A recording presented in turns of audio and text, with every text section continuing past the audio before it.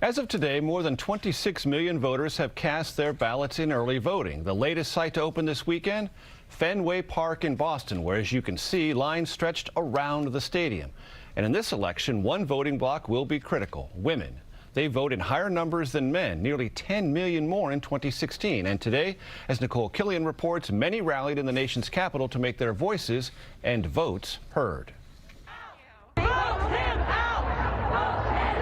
Hundreds of protesters filled the streets of Washington for the Women's March, demanding change from the White House to the Supreme Court. Show me what democracy looks like. LaToya White traveled all the way from Atlanta. So tell me why you're marching. Well, with the climate of everything, with Black Lives Matter, with the Supreme Court justice, I felt inspired to just come out and make my voice heard.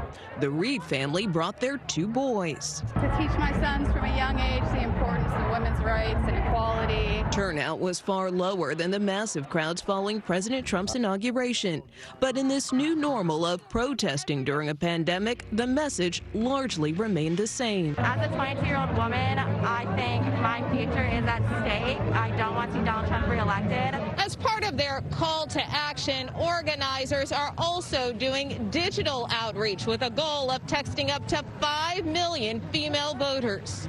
The Textathon on the National Mall was one of more than 400 events around the country in cities like Chicago and New York. We are mobilized, we are organized, and most of all, we are motivated. The latest figures from our CBS News Battleground Tracker show former Vice President Joe Biden leading President Trump among likely women voters 58 to 40%. We need to bring this country back together. A sign of the times and the battle to come over turnout from now until Election Day. Nikole Killion, CBS News, Washington.